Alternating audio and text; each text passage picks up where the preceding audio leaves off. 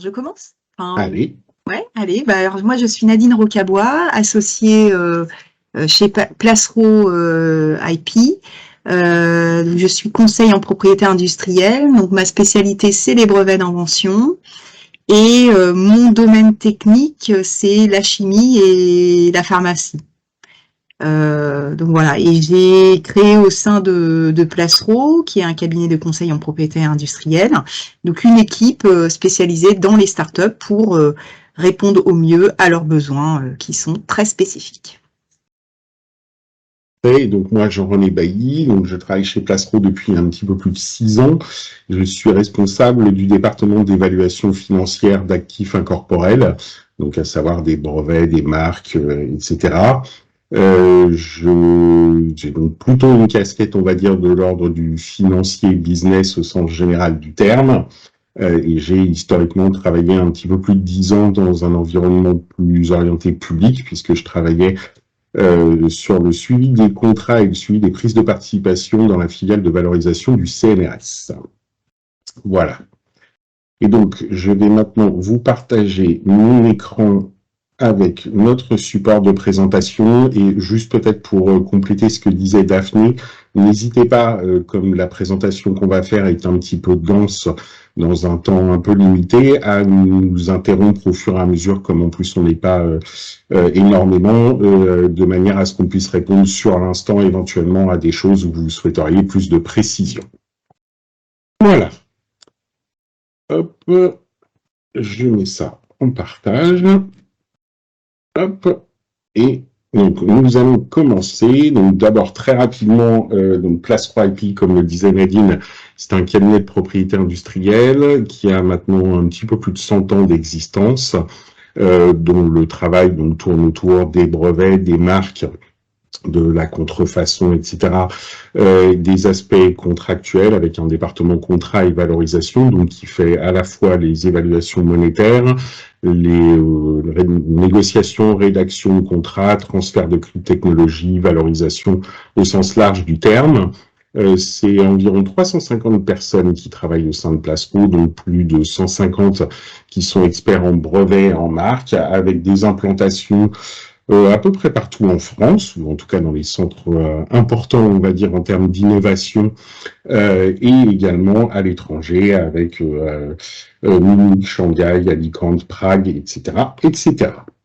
Et nous allons donc rentrer maintenant dans le vif du sujet, en commençant d'abord par vous présenter ce qu'est la propriété intellectuelle. Alors, la propriété intellectuelle, donc c'est une branche du droit qui protège les œuvres de l'esprit.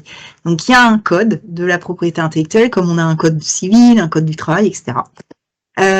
Donc, en fait, ça recouvre en fait plein de petites choses et c'est organisé de la manière suivante. Donc, on a les brevets, dessins et modèles marques qui font partie des titres de propriété industrielle, on va y revenir tout à l'heure. Et vous avez aussi donc le droit d'auteur qui appartient à la propriété littéraire artistique et qu'on connaît dans le domaine de la musique, la littérature, mais ici on le mentionne parce qu'en fait le droit d'auteur sert à protéger les codes pour les logiciels, donc c'est important. Et vous avez aussi des droits spécifiques comme les bases de données, le savoir-faire, les obtentions végétales. Donc, alors là, on ne mentionne qu'une petite partie. Hein. On va rentrer dans le détail tout à l'heure. C'est les droits de propriété intellectuelle d'une manière générale. À quoi servent-ils? Eh bien, ils confèrent un droit d'interdire. Voilà, c'est leur fonction première. C'est une fonction juridique, mais pas que. Mais pas que. Mais pas que. Également, donc, à quoi cela sert-il d'autre? Voilà, c'est également en fait un ensemble d'actifs, donc qu'on appelle des actifs incorporels, des actifs immatériels. Et ces actifs, en fait, ils répondent à un certain nombre de règles, donc notamment financières et fiscales, dont on vous présente l'une d'entre elles, puisque selon les législations, il y a des définitions qui peuvent être différentes. Et donc, un actif incorporel ou immatériel, ça doit être donc une ressource qui est contrôlée par une société, C'est une ressource donc qui doit être identifiable, c'est-à-dire séparable ou qui résulte du droit contractuel ou du droit légaux, bien évidemment non monétaire et sans substance physique comme son nom l'indique. On vous a listé en dessous donc les principaux actifs immatériels d'une entreprise, et donc en l'occurrence vous y retrouvez les éléments de propriété intellectuelle qu'on vous a présentés juste au-dessus, donc les brevets, le droit d'auteur, les marques, etc. Et tout ce qui est relatif à des choses donc pour lesquelles la propriété intellectuelle n'a pas nécessairement de titre qui est attaché, comme par exemple c'est le cas du savoir-faire. Et ce qu'il faut garder en tête, c'est que donc, outre le fait que les droits de propriété intellectuelle, ce sont des éléments juridiques, ce sont aussi, et j'allais dire quelque part avant tout, non pas forcément avant tout, mais ce sont surtout en fait des éléments qui représentent une valeur au sein d'une société. Donc, ce sont des choses qui ont une importance toute particulière. Surtout pour les startups. Surtout pour les startups, exactement. Alors, donc, quand on parle... après l'équipe, finalement, c'est ce qui fait la valeur de la société en général. Exactement. Alors, quand on parle de valeur, on peut se demander en quoi est-ce qu'effectivement des droits de propriété intellectuelle représentent une valeur. Et en fait, la slide que vous avez sous les yeux maintenant vous en fait une liste, alors qui n'est pas forcément exhaustive, mais qui correspond aux principaux éléments ou composantes de valeur. Ce qu'il faut avoir en tête, c'est que donc les actifs de propriété intellectuelle, ce sont des éléments qui peuvent être à la fois techniques, à la fois économiques, marketing, juridiques, qui sont très différents des actifs matériels d'une société, donc notamment parce qu'ils ont une durée de vie qui est le plus souvent beaucoup plus longue, qui n'ont pas, contrairement à ces actifs matériels, une diminution de valeur du fait d'une quelconque obsolescence physique et qui peuvent être utilisés aussi par plusieurs parties. Et donc, parmi ces avantages, ou parmi ce que représentent quelque part les droits de propriété intellectuelle comme valeur, on a donc des sujets ce sont des éléments d'actifs qui correspondent à des barrières en l'entrée, donc qui permettent d'empêcher les autres de faire la même chose que vous. Et là, on retrouve du coup le droit d'interdire, en fait. Exactement, tout à fait. Juridique. Sur des choses souvent plus orientées marketing, donc plutôt marque, ce sont des manières de vous différencier en termes de produits et services que vous proposez par rapport à vos concurrents. Ce sont des éléments qui, en particulier quand ce sont des titres de propriété intellectuelle ou industrielle, qui vous permettent de sécuriser des flux et de prévenir des risques puisqu'ils vont être opposables. C'est aussi ce qui vous permet d'obtenir une reconnaissance au niveau national ou international. Donc, ce sont des éléments qui mettent en avant votre capacité à innover, à avoir des choses différenciantes par rapport à d'autres acteurs du marché. Ce sont aussi des éléments ou des composantes qui vous permettent d'avoir des perspectives autres que celles d'une pure exploitation, on va dire interne ou d'une exploitation propre, notamment par des avantages indirects, notamment par exemple quand vous licenciez ce type d'actifs. Donc on entend souvent parler de licence de brevet, de licence de marque. Et c'est aussi, surtout, là encore dans un contexte de start-up, des éléments qui vous permettent de faciliter les levées de fonds, en particulier en sécurisant les investisseurs. Donc, ce sont des éléments qui rassurent, et on va y revenir juste après. Cette slide suivante, en fait, c'est une étude qui est très récente, puisqu'elle date de septembre 2022, qui met en avant, pour quelque part faire le lien avec la slide précédente, les raisons pour lesquelles les PME, donc puisque c'était le scope de cette étude, déposent ou enregistrent des titres, des droits de propriété industrielle. IPR, c'est ça que veut dire Intellectual Property Right. Exactement. Et on note bien, donc c'est un panel qui a été fait au niveau européen sur un peu plus de 4300 PME, je crois, tous pays confondus. Eh bien, les réponses qui ont été obtenues par le IPO correspondent bien à ce qu'on vous présentait avant, c'est-à-dire que les raisons pour lesquelles ces PME obtiennent ou essayent d'obtenir des titres de propriété ou des droits de propriété intellectuelle, c'est bien pour effectivement empêcher les autres de copier ce dont ce qui leur est propre, pour obtenir une augmentation de la valeur et de leur image, pour avoir des certitudes juridiques, qui sont les principaux éléments qu'on peut rencontrer, en plus, effectivement, de ce que nous, on entend régulièrement, le fait que ce sont, comme je vous le disais, des éléments qui permettent de faciliter ou de rassurer des financements ou des investisseurs. Ouais. La slide suivante, elle, c'est une étude, donc vous l'aurez compris, les deux slides qui viennent appuyer quelque part le discours précédent sur pourquoi est-ce que les droits de propriété intellectuelle ont une valeur. Et cette deuxième étude de 2019, elle met en avant le fait que des titulaires de droits de propriété intellectuelle, donc des sociétés qui détiennent des droits de propriété intellectuelle, et ben même au niveau du chiffre d'affaires, on parlait de sécuriser des revenus, au niveau du chiffre d'affaires, non seulement les sociétés qui détiennent des titres de propriété intellectuelle ont un chiffre d'affaires qui est supérieur à ceux qui n'en détiennent pas, mais également ont un chiffre d'affaires qui augmente au fur et à mesure du temps, là encore, comparativement à des sociétés qui n'en détiennent pas, où on voit que sur une période de 3 ans, ce chiffre d'affaires, en fait, baisse. Alors, ce qu'il faut aussi garder en tête néanmoins, on pourra en reparler le cas échéant, c'est que, bien évidemment, cet état de fait, il nécessite d'avoir un recyclage, on va dire, d'innovation. Si vous avez une innovation ou une création qui a 10 ans, probablement que ce mécanisme d'augmenter le chiffre d'affaires ne fonctionnera peut-être pas du fait de l'évolution technologique, etc. Mais globalement, on constate que les sociétés qui détiennent des titres de propriété intellectuelle ont des résultats, on va dire, qui sont meilleurs que les autres.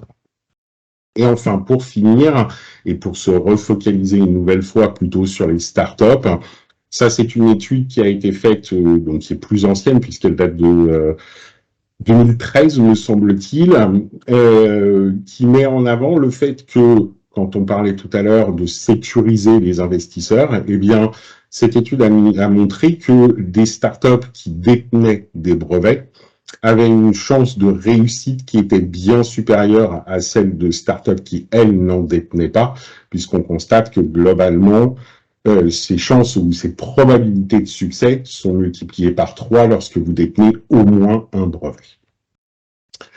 Donc là, on vous a présenté, pardon, je reviens un petit peu en arrière, on vous a présenté globalement le cadre de qu'est-ce que c'est que les droits de propriété intellectuelle, en quoi est-ce qu'ils avaient de la valeur et à quoi ils correspondaient dans la valeur des sociétés et en particulier des startups. Et on va maintenant rentrer un petit peu plus dans le détail de qu'est-ce que c'est que ces droits de propriété intellectuelle et aussi sur la partie contractuelle qui les environne. Alors voilà, là il y a un focus sur les 3 titres de propriété industrielle qui sont les plus forts en termes de protection. Pourquoi? Parce qu'ils requièrent un dépôt auprès de l'administration habilitée à délivrer les titres. En France, en l'occurrence, c'est l'INPI. Donc il faut déposer. C'est un droit, voilà, qui requiert un dépôt. Il y a des conditions aussi à remplir pour que le titre soit délivré. Pour les brevets, alors aussi pourquoi 3? Parce qu'en fait, un titre pour chaque type d'innovation. Vous avez les créations à caractère technique qu'on appelle invention et qu'on peut protéger par les brevets d'invention. Vous avez ensuite les innovations qui relèvent de l'esthétique. Et donc là, ça va être la forme d'un objet, son design, un décor, un bijou, alors sans valeur, c'est-à-dire que vous pouvez, donc, et ça va être protégé par des dessins et modèles, mais les dessins et modèles ne sont pas réservés que pour les objets beaux, en fait. Vous avez aussi des objets bassement utilitaires qui peuvent être protégés par dessins et modèles. En fait, voilà, il faut juste avoir une forme. Alors, le terme original n'est pas approprié, mais l'idée est là, en fait, quelque chose de qui a je me souviens plus comment on appelle ça, le caractère individuel, voilà. Alors, le point commun entre ces 3 titres aussi, c'est que il y a une portée territoriale, c'est-à-dire que il n'existe pas de brevet mondial ou de marque mondiale ou de dessin et modèle mondial. À chaque fois, il faut faire un dépôt pour un territoire défini. Alors, il existe, donc c'est pays par pays. Alors, il y a quand même quelques systèmes régionaux, comme par exemple pour les brevets, il existe le brevet européen ou alors le brevet africain. Enfin, ARIPO ou AIPO. Donc, il y a quelques regroupements comme ça qui ont été faits, mais voilà, pas de titre mondial. Donc, et c'est pour ça d'ailleurs que, en fait, si on veut protéger dans le monde entier, ça revient à très cher parce qu'il faut déposer partout. Donc, ça, c'est pas possible d'ailleurs. Faire des choix en fait stratégiques. Il y a un autre point commun entre ces trois titres, c'est qu'il y a une durée limitée dans le temps. Surtout les brevets d'invention et les dessins et modèles, donc brevet, c'est 20 ans. Domaine pharma, on peut obtenir quelques extensions jusqu'à 5 ans. Donc, voilà, au maximum 25 ans. Dessin et modèle, c'est 5 ans renouvelables 5 fois, donc on peut aller jusque 25 ans. Marque, c'est 10 ans renouvelables, mais indéfiniment. Donc, en fait, la marque, quelque part, elle peut être éternelle, en fait, si on la renouvelle tout le temps. Voilà, et je dirais que ce qu'il faut retenir, c'est que dans les critères pour brevet d'invention et dessin et modèle, il y a un critère qui est très important, qui est la nouveauté. Et ça a comme conséquence que si vous divulguez votre invention ou votre objet à protéger avant d'avoir procédé au dépôt, c'est mort. Vous ne remplirez jamais le critère de nouveauté.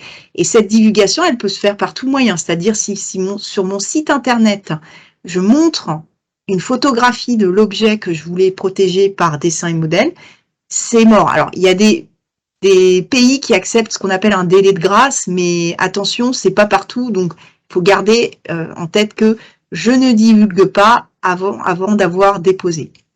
Et pareil donc pour les brevets d'invention. Et même quand c'est moi qui a divulgué, c'est opposable. Hein. Donc nous on voit souvent des startups qui viennent nous voir et nous disent mais c'est moi qui ai divulgué, ah ouais j'en ai parlé dans mon blog ou mon site internet, ah mais je pensais pas que j'allais m'auto-antérioriser en quelque sorte. Bah si, c'est comme ça, donc c'est très strict. Et donc c'est pour ça que ce critère de nouveauté peut être aussi très contraignant, c'est-à-dire que on peut pas commencer à développer un produit, le commercialiser et après, voyant son succès, se dire « Ah bah je vais le protéger par brevet ou par dessin et modèle ». Non, c'est trop tard. Il fallait le faire avant. Et c'est pour ça que c'est un peu un pari aussi, c'est-à-dire que il faut protéger avant toute divulgation. Et puis bah voilà, si c'est un produit, s'il y a un grand succès commercial, vous aurez bien fait de le faire. Et en revanche, bah, vous pouvez abandonner votre titre s'il ne présente plus d'intérêt. Mais le dépôt doit avoir été anticipé. Et l'élément à retenir pour la marque, c'est qu'il y a aussi des critères, notamment distinctivité, disponibilité. La distinctivité, grosso modo, c'est quand même un critère important, c'est-à-dire qu'on ne peut pas déposer la marque montre pour une montre. Il faut quand même avoir quelque chose qui se distingue de... Voilà, qui ne soit pas descriptif. Hein? Qui ne soit pas descriptif. Voilà, qui ne soit pas descriptif. Donc, on a toujours plus de chances d'obtenir une marque enregistrée si on a un nom très original. Et puis, le deuxième élément à savoir, c'est que quand vous déposez la marque à l'INPI, ils ne vont pas vérifier la disponibilité. C'est-à-dire que vous pouvez déposer Chanel, ils vous délivreront, ils enregistreront la marque, mais par contre, c'est la société Chanel qui surveille en permanence les dépôts qui sont faits, va constater que vous avez fait un dépôt qui est identique à leur marque et qui va vous envoyer une lettre vous demandant d'arrêter et de retirer ce dépôt. Donc tout ça pour vous dire que pour la marque, il faut faire attention à ça, rechercher à l'identique et les marques très proches, que ce soit par la sonorité ou l'orthographe, et voilà, et le faire. Alors nous, au cabinet, on peut le faire, c'est des services qu'on propose. Vous pouvez quand même vous-même faire des recherches sur les bases de données publiques. Et c'est important avant d'avoir déposé une marque parce que l'INPI ne vous préviendra pas de ça et vous risquez d'avoir des lettres de réclamation de tiers qui possèdent des marques antérieures proches de la vôtre. Voilà. Et après, on est obligé de rétropédaler. Ça peut être compliqué, arrivé au mauvais moment. Donc voilà, ce critère de disponibilité, on a intérêt à le vérifier avant de déposer sa marque. Voilà. Alors, juste peut-être pour finir ou compléter ce que dit Nevin, donc ces trois blocs, donc le brevet, la marque et les dessins et modèles, vous l'aurez compris, ce sont des titres qui correspondent à une protection pour un aspect particulier. Donc le brevet, c'est une solution technique, la marque, c'est tous les aspects identification de produits et services et dessin modèle sur les aspects esthétiques, mais l'un n'est pas exclusif de l'autre. Ouais. Bien au contraire, Oui. s'il y a probablement une chose à retenir, on va dire, de cette slide, c'est que un produit ou un service que vous développez, alors c'est probablement plus applicable sur un produit technique en particulier, vous pouvez parfaitement protéger la partie technique par un brevet, la partie identification du produit par une marque et sa partie esthétique par un dessin et modèle. Et la slide suivante est un exemple. Voilà, c'est la montre activité de WeThings, donc où ils ont cumulé les trois titres, donc la marque pour le nom, voilà.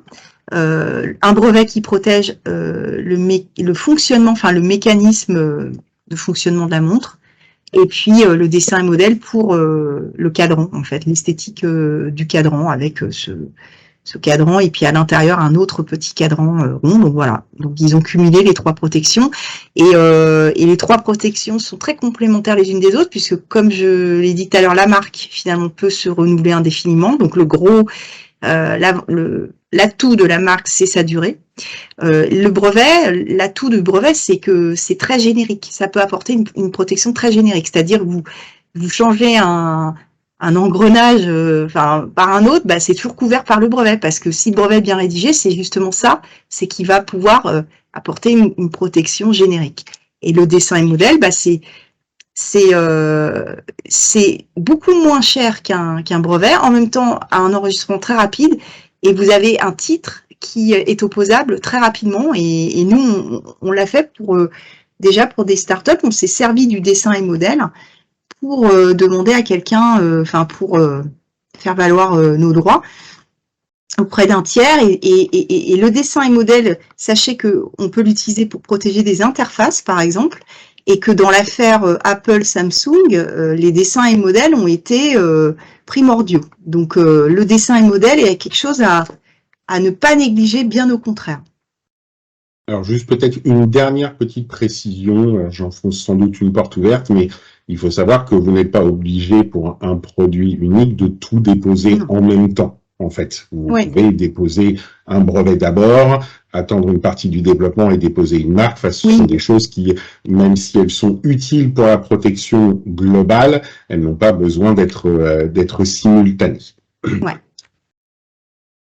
Et vous avez donc donc vous avez aussi par ailleurs en fait des droits de propriété intellectuelle qui eux ne requièrent pas un dépôt en fait, qui existent, qui naissent d'eux-mêmes en fait, comme le savoir-faire ou le droit d'auteur, mais c'est une question de preuve, c'est-à-dire que pour pouvoir les faire valoir, on va avoir besoin de preuves de leur existence, une preuve de la date, une preuve de qui est l'auteur et ou à qui tient le savoir-faire, et c'est pour ça qu'on va faire appel pour cela à ce qu'on a indiqué à droite là, l'enveloppe solo, ou un dépôt APP. Dépôt APP, c'est pour les programmes d'ordinateur, donc de faire des dépôts du code en fait. On a aussi indiqué le nom de domaine, la dénomination sociale, le nom commercial, les bases de données, qui sont en relation, pas la base de données, mais les autres, là, c'est en relation avec la marque. Souvent, ça va de pair. Donc, voilà, il y a une multitude de choses qui sont toutes liées les unes aux autres et qui constituent des droits de propriété intellectuelle.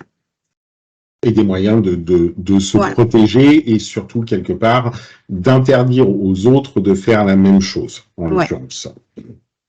Alors, une petite précision, l'avantage de ces moyens de protection versus les titres de protection qu'on a pu voir juste avant, c'est que eux, en l'occurrence, n'ont pas de principe de territorialité qui leur est attaché. Donc, globalement, vous n'êtes pas limité dans la possibilité d'utiliser ces droits à un territoire restreint.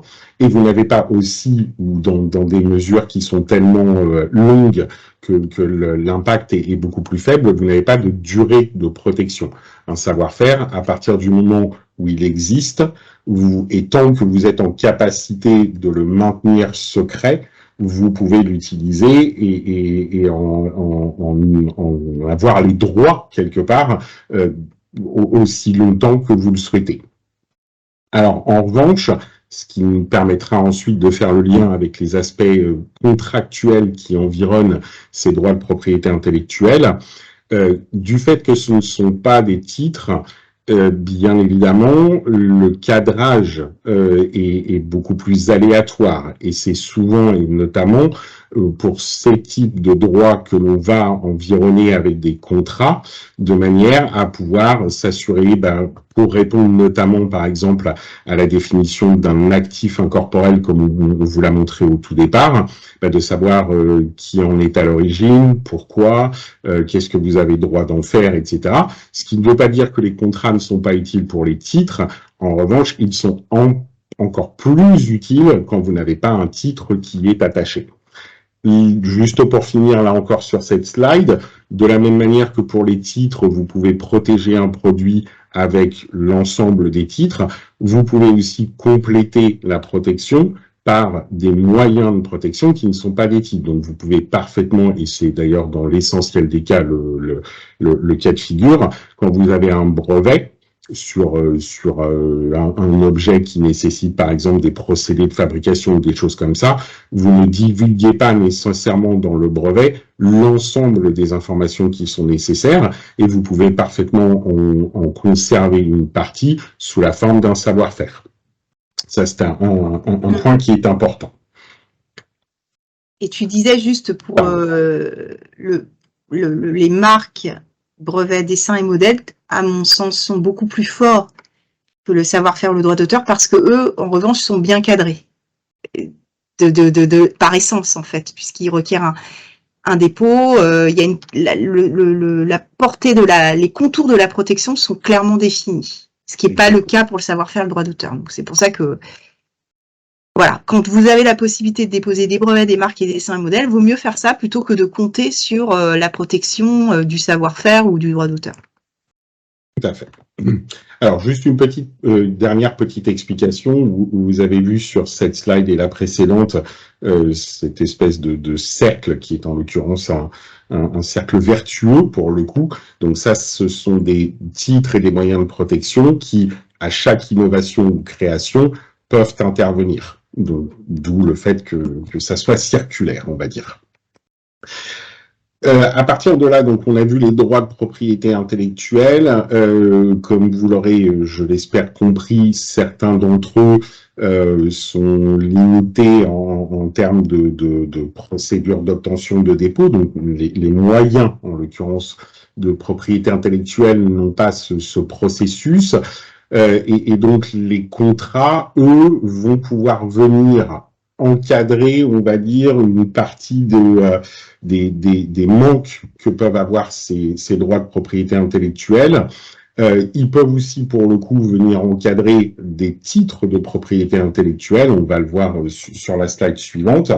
Et ce qu'il faut avoir en tête, c'est que ces différents accords qu'on vous présente, donc ces trois premiers, par exemple, un petit peu comme les titres de propriété intellectuelle, ils correspondent non pas à une partie technique ou design etc., mais ils vont correspondre à des moments particuliers dans la vie d'une innovation ou d'une création ou d'un projet de société.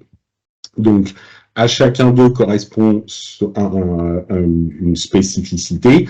Sans rentrer nécessairement dans le détail, je crois que les slides vous seront transmis a posteriori, donc vous aurez tous ces éléments-là et vous pourrez les relire, mais globalement, un accord de confidentialité, assez simplement, avant tout échange, et d'ailleurs avant toute discussion avec tout tiers, si vous, en particulier si vous n'avez pas de titre de propriété intellectuelle, il faut absolument que vous ayez un accord de confidentialité signé qui va vous permettre, le cas échéant, de pouvoir faire valoir vos droits, non pas sur la base d'un titre, mais en l'occurrence sur la base d'un contrat. Donc ça, systématiquement, il faut que vous ayez un accord de confidentialité qui encadre les discussions. Le term sheet, lui, très rapidement, c'est un document qui a pour vocation d'éviter de très très longues discussions sans se comprendre ou d'engager des frais trop significatifs, alors même que au stade de la discussion, vous n'avez pas forcément les mêmes compréhensions de ce que l'un attend de l'autre quand vous êtes dans une négociation. L'accord de collaboration, lui, il va être extrêmement important dans un projet commun pour non seulement déterminer quels sont les titres ou les moyens de propriété intellectuelle qui vont être amenés par l'une et l'autre des parties, donc ça a une vocation d'identification, mais ça va avoir aussi une vocation à bien déterminer ce que l'autre partie va pouvoir faire avec vos innovations, vos créations et les droits qui en découlent. Et in fine, ça va surtout, également permettre de se mettre d'accord sur les règles de s'il y a des résultats dans ce projet commun utilisant les connaissances de l'un et les connaissances de l'autre, ces résultats qui prendront probablement la forme d'un droit de propriété intellectuelle à un moment ou à un autre, parmi les parties, qui peut faire quoi avec, qui a le droit de l'exploiter, qui a le droit de s'occuper des procédures quand on parle de titres, qui a le droit de déposer, etc. Le fruit de la collaboration, à qui appartient-il? Ça revient souvent, vraiment très souvent. Et souvent, on a beaucoup de startups qui viennent nous voir et qui disent, bon, moi, j'avais commencé à discuter et puis je leur ai fait faire ça et puis voilà, on se retrouve dans 2 semaines, et puis nous, on a super envie de déposer un brevet, mais alors est-ce qu'on peut le déposer tout seul ou pas? Enfin voilà. Et normalement, l'accord de collaboration, il sert à anticiper toutes ces questions, de dire clairement à qui appartiendra l'innovation qui va émerger de cette collaboration. Exactement. Les 3 suivants, eux, là encore, interviennent à des moments qui leur sont propres. Donc, un règlement de copropriété, il faut absolument que vous en ayez un avant toute exploitation des droits. Alors, ça va être là pour le coup des brevets, principalement des brevets. Pourquoi est-ce qu'il en faut absolument un? Si vous n'en établissez pas un entre vous et votre ou vos partenaires, c'est le code de la propriété intellectuelle qui va se charger de définir les règles entre les parties. Et ce code, il a des limites. Et il ne contextualise pas, on va dire, les intentions des parties initialement. Si je prends un exemple qui est assez parlant, quand vous avez un résultat issu d'un accord de collaboration avec un établissement public, cet établissement public, il n'a pas a priori vocation statutairement à exploiter. Il se trouve qu'en l'occurrence, vous, en qualité de société, c'est votre objectif. Si vous ne fixez pas les règles dans un règlement de copropriété, quelque part, l'établissement public, lui, va pouvoir garder une partie de cette exploitation qui fera pas en direct, mais par des licences, éventuellement, ce qui peut créer des difficultés dans la relation. C'est ce qui va aussi, c'est le contrat qui va permettre de définir qui paye, par exemple, les frais qui sont attachés au droit de propriété intellectuelle, au titre en particulier, etc., etc. La licence, là encore, c'est pareil. Il faut absolument que si vous concédez ou si vous souhaitez obtenir des droits sur des brevets, des marques, etc., que ce contrat-là intervienne avant toute exploitation de l'actif considéré. Parce que si ça n'est pas le cas, alors déjà, normalement, il faut effectivement qu'il y ait un écrit pour que ça soit légal, on va dire. Mais c'est dans ce contrat-là que vont être déterminés la portée des droits que vous allez concéder ou obtenir, notamment du fait du principe de territorialité des titres dont on parlait tout à l'heure. Vous pouvez parfaitement envisager de concéder une licence sur un territoire limité, même si le brevet protège d'autres pays. sur la durée que vous envisagez de concéder ou d'obtenir, sur les conditions financières, comment est-ce que ces conditions financières sont calculées, sur quelle assiette, etc., etc. Et puis c'est aussi dans ce contrat-là que vous allez pouvoir gérer ou encadrer les droits de l'un et l'autre pour exercer ce fameux droit d'interdire dont on parlait. Donc si vous découvrez en qualité de licencié ou de bailleur de licence une contrefaçon, qui a le droit d'agir, comment, qui récupère le fruit d'une éventuelle décision de justice, etc., etc. La cession, elle, c'est un contrat, c'est un contrat qui est un petit peu plus spécifique puisque contrairement à une licence qui elle est une location, la cession, elle, c'est un transfert de propriété. Mais c'est un contrat qui est extrêmement important également pour clairement définir ce que vous cédez, ce que vous envisagez d'acquérir, etc., etc. De manière très synthétique, s'il y a 2 ou 3 choses qu'il faut absolument retenir de cet aspect contractuel qui encadre les droits de propriété intellectuelle, c'est que il ne faut jamais utiliser des modèles. Chaque titre, comme vous l'aurez compris précédemment, porte sur quelque chose de spécifique, répond à une territorialité, répond à des différents aspects, des différentes règles. Prendre un modèle veut potentiellement dire que vous allez utiliser un contexte qui a été utilisé par d'autres parties et qui n'aura pas de sens dans votre contrat en tant que tel. On vous recommande bien évidemment de vous faire accompagner par des spécialistes parce que tout ça est finalement très subtil sur beaucoup d'aspects.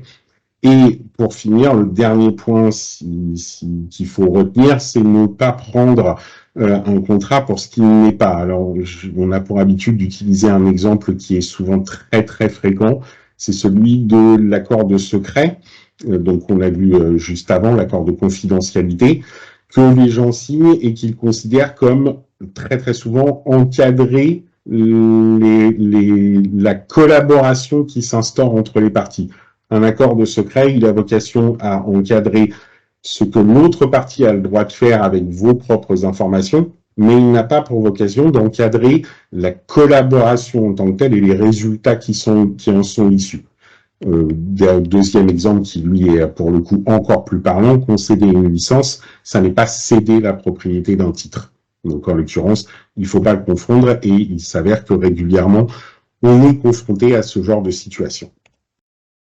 Alors, maintenant, on va aller très vite. Très vite, parce voilà. qu'on était censé avoir terminé maintenant, mais pour laisser la place aux questions. Mais alors, très vite. En fait, là, c'est juste pour vous montrer un exemple de stratégie de dépôt typique de brevet. Pourquoi les brevets? Parce que c'est le titre de propriété industrielle le plus onéreux qui soit. Ça peut être cher, en fait, si on souhaite étendre ses droits en dehors de la France. C'est-à-dire que le premier dépôt, en général, on le fait en France parce que justement, il est tout à fait abordable. Mais c'est au moment de l'extension des droits que à l'étranger que là, ça commence à coûter cher. Et il y a un outil qui est très pratique pour étendre ses droits à l'étranger, c'est ce qu'on appelle le PCT. Alors, imaginez le PCT, c'est comme une commode à plusieurs tiroirs, c'est-à-dire que vous avez l'extension des droits à l'étranger, vous avez jusqu'à 12 mois pour le faire à compter du premier dépôt en France. La commode, les tiroirs, c'est vos protections, les pays dans lesquels vous voulez une protection, et on vous laisse la possibilité d'ouvrir les tiroirs pendant une période de 18 mois, ce qui fait qu'on arrive à 12 plus 18, 30 par rapport au tout premier dépôt. Ce qui est très important de savoir, donc il y a cette échéance à 30 mois, qui est le dernier moment pour ouvrir le tiroir, et ça n'est pas prolongeable. Et donc, en fait, il faut que à cette date des 30 mois, que vous ayez l'argent pour financer tous ces dépôts individuels. Et on est de l'ordre de plusieurs milliers d'euros par pays. Vous voyez, si vous voulez une protection en Europe, aux États-Unis, au Canada et au Japon, il faut avoir au moins 20 000 euros. Et encore, ça n'est que le début, puisqu'après, vous allez avoir des procédures d'examen qui s'enclenchent. Donc, Ça veut dire quoi? Ça veut dire que quand vous comptez protéger en dehors de la France, c'est quelque chose qui doit s'anticiper parce que passé ce délai de 30 mois, c'est terminé, les tiroirs sont verrouillés et ça n'est pas prolongeable. Et donc, et si vous n'avez pas l'argent pour financer ces dépôts, vous perdez tout. Et vous ne pourrez pas après redéposer parce que vous allez vous auto-antérioriser puisque le premier brevet aura été publié à 18 mois. Donc, pour le critère de nouveauté, c'est terminé. Donc, voilà. Donc, c'est la grosse contrainte des brevets, c'est-à-dire quand vous commencez à déposer, il y a toute une série d'échéances qui s'enclenchent, notamment pour l'extension des droits à l'étranger. Et si vous n'êtes pas en mesure de financer ces échéances, vous perdez tout. Voilà, donc ça veut dire que pour les brevets, il faut déposer au bon moment, c'est-à-dire pas trop tard, le plus tôt possible, mais pas trop tôt non plus. Voilà. On va passer cette slide. Après, tu as les marques. Les marques, c'est un peu moins contraignant. C'est moins contraignant, c'est moins coûteux, mais néanmoins, exactement de la même manière que les brevets, ça nécessite quand même une réflexion et une stratégie. Il y a globalement une notion de droit de priorité ou de délai de priorité qui, notamment sur un dépôt en France, est de 6 mois. Il y a 3 grands systèmes de protection de marque qui existent. Donc, il y a le dépôt par la voie nationale, alors qui certes est plus souple, mais qui néanmoins, si vous démultipliez les dépôts, peut commencer à devenir très onéreux et surtout qui nécessite un aspect de gestion administratif qui est plus compliqué puisque vous démultipliez quelque part les formalités. Vous avez un système de marque UE, donc qui lui a l'avantage d'être centralisé, qui vous permet de protéger donc tous les pays de l'Union européenne avec un caractère unitaire, pardon. Il présente un certain nombre de désavantages par rapport à l'usage de la marque, etc., mais je ne vais pas rentrer dans ce niveau de détail. Et ensuite, vous avez un système de protection de marque internationale qui, lui, donc, un petit peu comme le PCT, c'est un système de tiroir.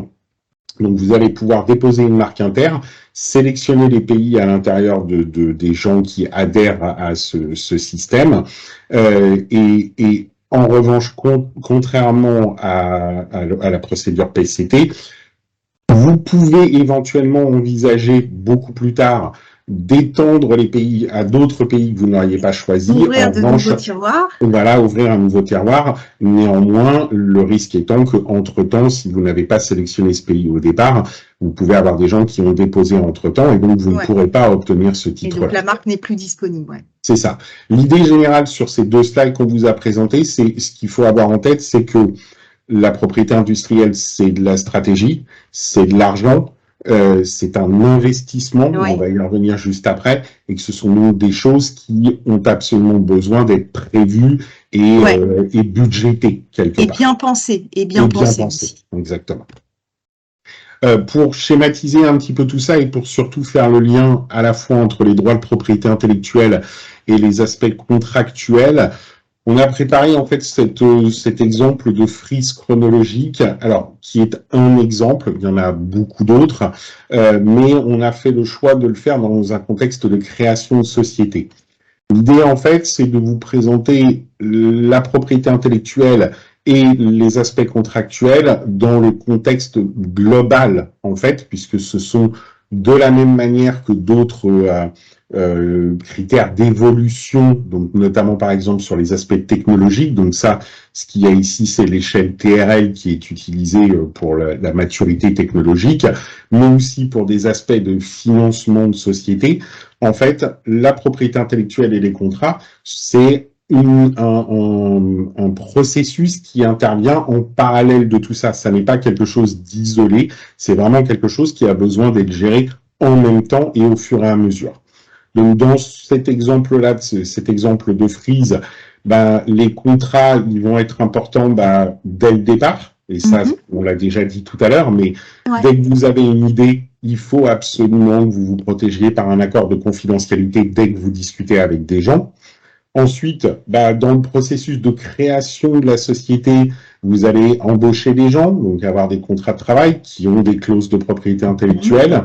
Vous allez probablement discuter avec des gens pour des aspects de consultance.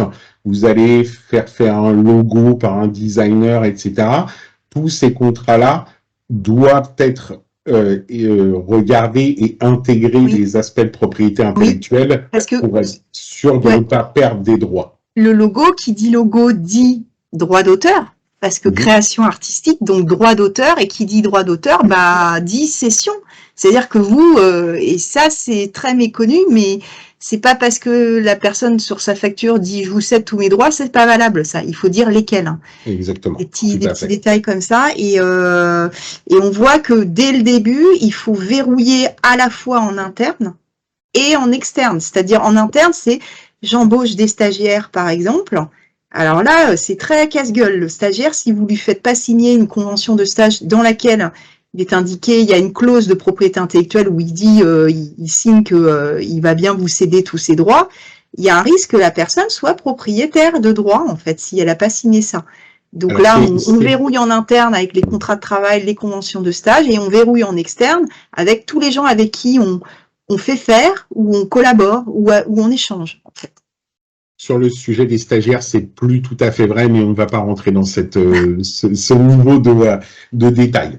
Là, vous avez aussi très probablement dans la création de la société besoin d'aller chercher des financiers, des gens qui vont vous amener de l'argent. Vous allez avoir un pacte d'actionnaires. Et ce pacte d'actionnaires, il prévoit des clauses de propriété intellectuelle. Et en fait, au fur et à mesure que vous allez avancer dans la maturité technologique et le financement, vous allez avoir besoin de protéger protéger des inventions ou des créations dès le départ en accumulant des preuves, comme on en a parlé tout à l'heure, par des enveloppes solo, par la création d'un système de savoir-faire. Vous allez déposer le nom de votre société ou des marques produits, etc. Et puis à un moment, quand vous serez probablement au stade d'une preuve de concept ou d'une validation labo, etc., vous allez déposer, faire une recherche de brevetabilité et une liberté d'exploitation. Souvent, c'est à ce moment-là que les startups viennent nous voir. Ils sont mûrs pour protéger par brevet. Donc, on va faire une petite recherche d'antériorité pour avoir une idée de la brevetabilité. Et puis, donc, étude de brevetabilité. Aussi, une chose qui est très importante, c'est que, idéalement, il faut commencer à s'intéresser à la problématique de liberté d'exploitation. C'est-à-dire que c'est bien de faire ce qu'il faut pour se protéger, mais il faut aussi s'assurer que la direction dans laquelle on va est libre d'exploitation, c'est-à-dire qu'il n'existe pas un brevet d'un tiers bloquant et d'un concurrent, par exemple. C'est ce qu'on appelle la liberté d'exploitation. Et normalement, il faut mener les deux de front. Et ça nous est arrivé d'avoir des startups qui viennent nous voir en urgence. Ils ont reçu une lettre de mise en demeure de quelqu'un qui fait valoir un brevet et ils sont obligés du coup de bifurquer. Enfin, nous, on analyse si le brevet est effectivement bloquant, mais si c'est le cas, ça peut obliger à bifurquer, prendre une autre voie technologique en fait.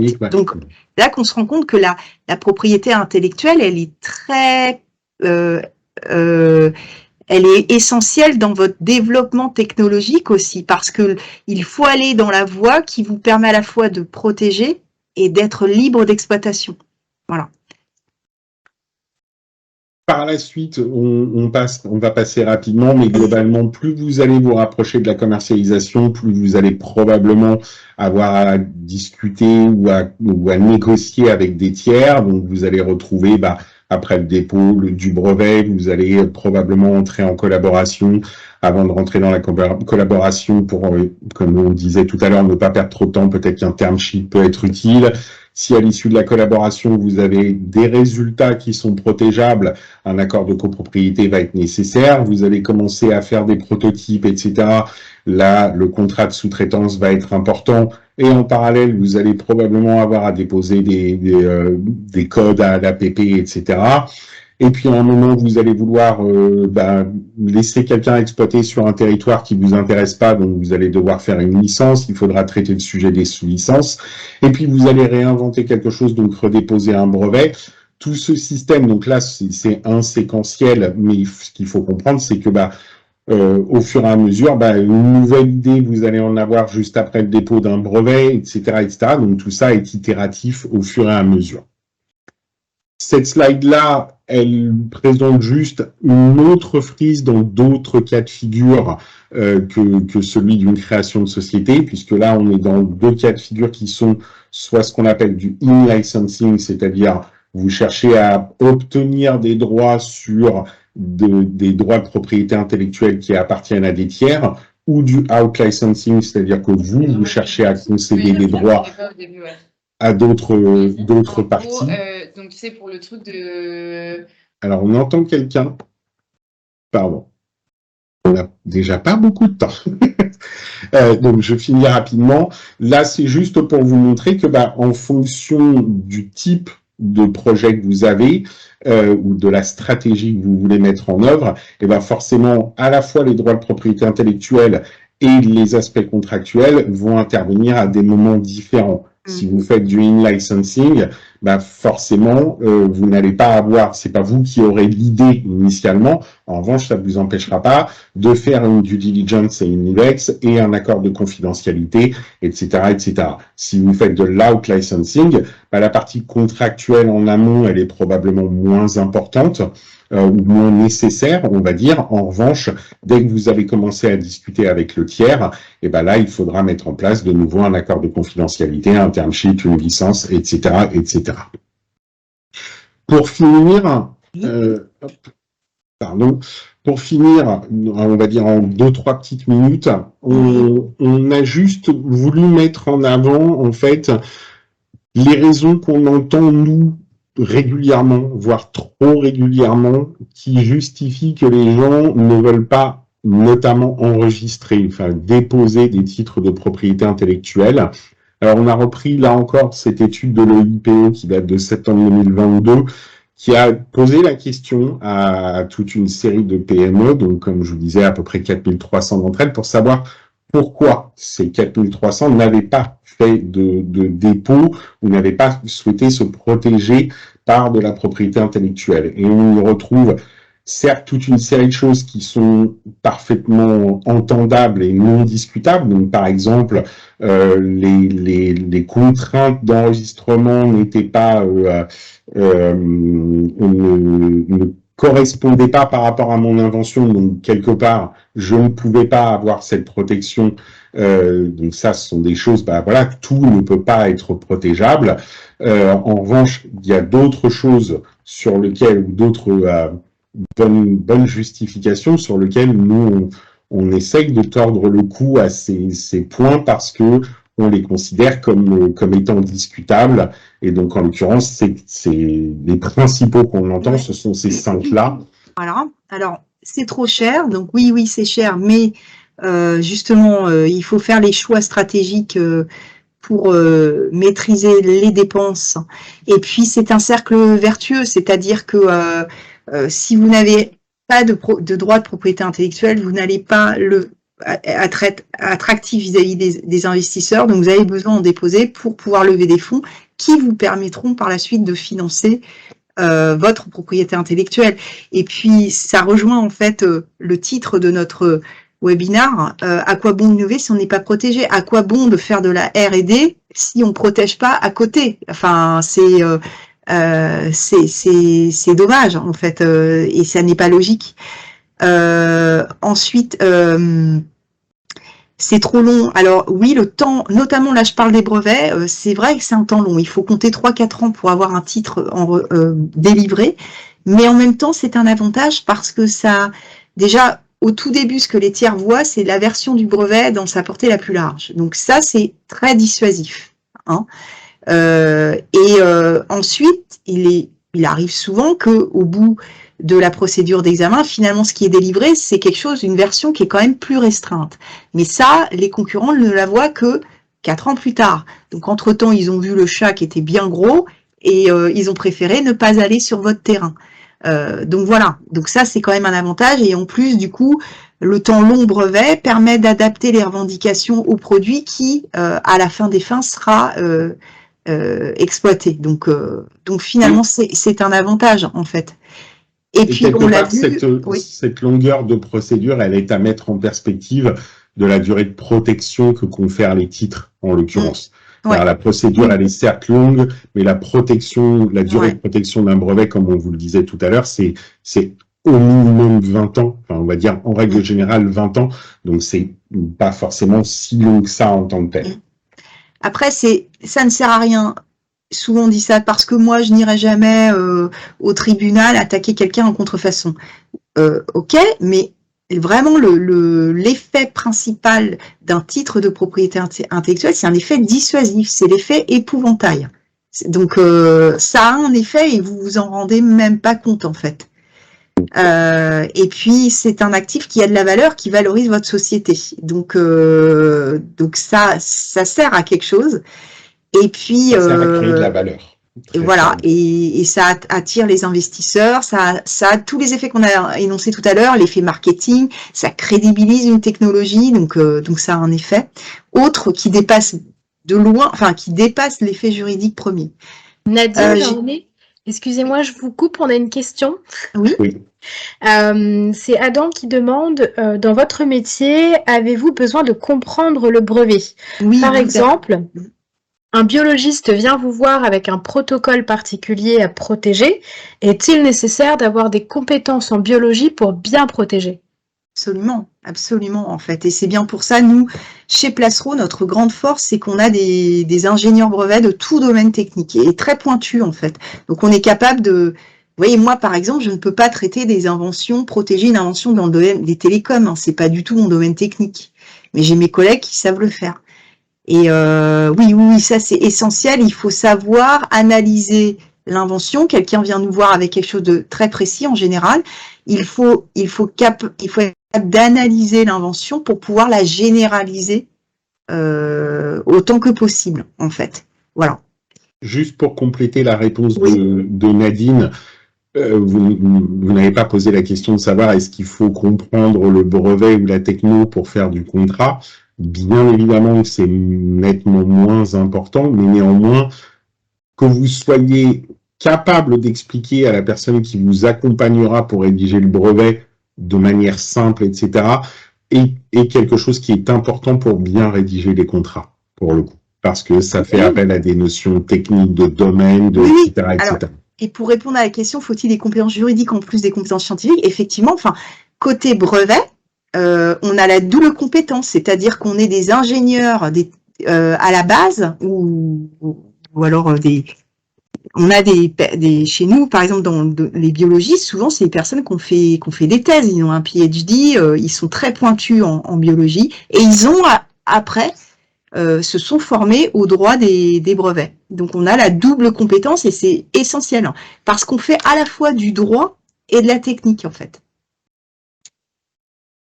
La quatrième raison, c'est j'ai d'autres choses à faire. Ah oui, mais premier arrivé, seul servi.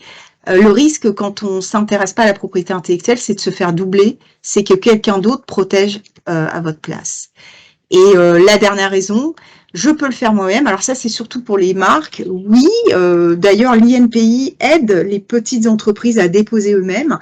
Mais ça, c'est possible pour la France. Mais dès que vous voulez étendre vos droits à l'étranger, là, vous avez absolument besoin d'être conseillé. Parce que comme on l'a vu, il y a des questions stratégiques qui se posent. Et ce qu'on voit souvent, les startups qui ont déposé eux-mêmes, finalement, vont redéposer, faire appel à un conseil pour redéposer parce que le premier dépôt n'était pas conforme. Et voilà. Donc voilà. Donc en conclusion, ce qu'on veut dire, c'est que il nous semble que la propriété intellectuelle, elle est au cœur. La stratégie de propriété intellectuelle doit être intégrée à la stratégie globale de l'entreprise. Comme on l'a vu, elle intervient dès les premières phases de développement. Donc c'est quelque chose qu'il faut penser dès le début, en parallèle du développement, en permanence. Et en fait, on voit des cas où des entreprises qui ne protègent pas. Il y a des domaines dans le numérique, par exemple, où c'est moins crucial que en pharma, par exemple. Mais même dans le numérique, finalement, les entreprises qui ont pour objectif d'être pérennes, finalement, elles finissent toujours par se protéger d'une manière ou d'une autre, en fait. Parce que c'est un peu l'atout pérennité aussi, la propriété intellectuelle. Et nous avons très largement dépassé, et oui. nous en excusons. Alors, il y a une question, a priori. Oui. Vous avez parlé de R&D, comment un chercheur est protégé par rapport à son entreprise numéro 1 par un projet qui montre, est-ce que l'API de l'entreprise... Ah bah c'est ta grande spécialité, Jean-René. Alors, c'est un sujet qui est intéressant, pour le coup. Il y a une notion dans votre question qui est intéressante, c'est le chercheur est protégé par rapport à son entreprise, université, labo. La notion de protéger est intrigante. Globalement, ce qu'il faut savoir, si je le résume de façon très générale, quand vous êtes employé par quelqu'un, la propriété intellectuelle, elle appartient à l'ayant droit, donc en l'occurrence à la personne qui vous emploie. Alors, il y a quelques petites subtilités, notamment quand c'est sur des sujets qui sont totalement en dehors de ce pourquoi vous êtes employé, mais c'est ce qu'il faut avoir en tête. Donc, la réponse, c'est vous êtes protégé parce que ce que vous faites appartient à la personne qui vous emploie. Après, ce mécanisme-là, alors ce que je dis est vrai en brevet en particulier, en droit d'auteur également. Après, il y a des subtilités pour d'autres aspects des droits de propriété intellectuelle. Mais en revanche, en France, notamment quand vous réalisez une invention pour le compte de votre employeur, vous avez droit à ce qu'on appelle une rémunération supplémentaire. Donc vous êtes protégé financièrement, entre guillemets, puisque vous pouvez obtenir une rémunération en plus de votre salaire ou vos traitements. Après, voilà, je ne sais pas si ça répond à votre question intégralement. Si, ça répond bien à la question, ouais. Merci. Parfait. Si d'autres personnes ont des questions, on peut peut-être le faire en... Ah. Ben, merci beaucoup. Merci Emmanuel. Est-ce qu'il y a d'autres questions? Moi, j'ai peut-être une question pour vous, Jean-René et Nadine. Ça arrive souvent, en fait, qu'on ait des startups qui finalement soient déjà créées, déjà développées, et qu'on se rende compte un peu tard dans le process qu'elles sont mal protégées. Dans ces cas-là, en fait, quels sont nos leviers? Comment est-ce qu'on peut agir, en fait, et éviter un maximum de risques? Nadine, je te laisserai peut-être compléter, mais globalement, si vous n'avez pas protégé, mais que vous n'avez pas divulgué, c'est rattrapable. Si vous avez divulgué, tout dépend de ce que vous avez divulgué, et après, il faut aller regarder un peu ce qu'on vous expliquait, c'est-à-dire que avant de faire un dépôt, il va falloir vérifier la brevetabilité, donc il faudra aller regarder ce que les autres ont pu déposer entre-temps, etc. On va dire que quelque part, il est très, très schématiquement, il est toujours possible de trouver une protection à un moment ou à un autre. Après, l'objectif initial reste quand même d'avoir une protection qui est la plus large possible, de manière à pouvoir interdire au maximum de gens de faire la même chose que vous. Après, dans des secteurs d'activité où il y a énormément de propriété intellectuelle, vous finissez naturellement à être obligé de protéger des plus petites parties dont votre couverture n'est pas tout à fait la même. Ouais. Donc, on arrive à trouver des solutions, même voilà, on va dans le domaine des brevets, par exemple, on va pas pouvoir protéger, on va dire le concept. Enfin, souvent on dit portée de large, mais des perfectionnements, voilà, des petits perfectionnements. Donc voilà, on peut, mais on peut. Après, c'est plus compliqué, mais on peut. Ok, merci beaucoup. Et est-ce qu'il y a d'autres questions? Sinon, j'en ai encore une, mais je ne veux pas monopoliser la parole. Donc, ceux qui sont là, n'hésitez pas à vous unmuter et à prendre la parole. C'est l'occasion de poser toutes les questions que vous pouvez avoir sur la propriété intellectuelle. Alors, sinon, moi, j'ai encore une petite question. Par exemple, ça s'est déjà arrivé plusieurs fois, en fait, qu'il y ait des projets qui soient montés, donc soit au niveau des laboratoires, soit au niveau des hôpitaux. Et finalement, on a un investisseur ou éventuellement un industriel qui est intéressé, qui souhaite investir en fait dans le projet, mais on n'a pas encore de protection de propriété intellectuelle. Et souvent, la partie privée essaye de revendiquer en fait les droits de propriété intellectuelle. Comment on gère en fait un peu cet aspect tripartite? Alors, c'est le cas de figure de vous avez un établissement public qui est à l'origine d'une invention, une société qui se crée, et par-dessus ça, les investisseurs qui apparaissent, c'est ça?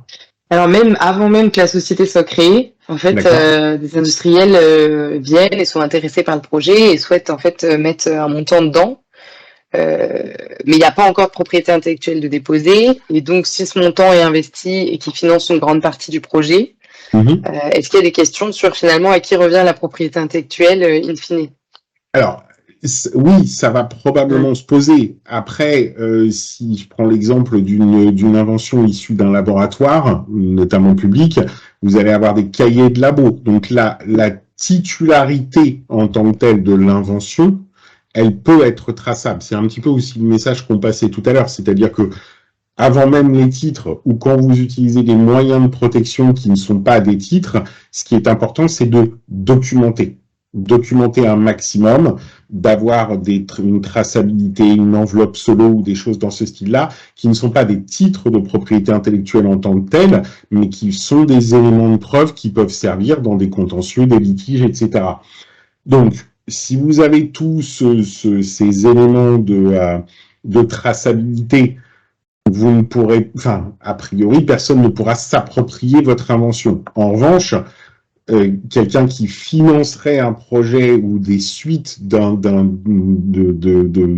R&D sur une invention initiale et que le dépôt, par exemple, du brevet n'est pas encore fait, oui, il va, mais ça relève de la négociation, il peut dire, parce que j'amène de l'argent, si dépôt il y a, ben, j'aurai une part de la propriété de tout ça. C'est parfaitement envisageable. Mais après, ça relève plus de la négociation qu'autre chose, en fait.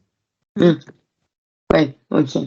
En revanche, si vous êtes personne physique et inventeur, que vous répondez à la définition, même s'il n'y en a pas réellement d'inventeur, même si quelqu'un paye tout le développement, ça n'a rien à voir et il ne pourra jamais vous retirer votre qualité d'inventeur.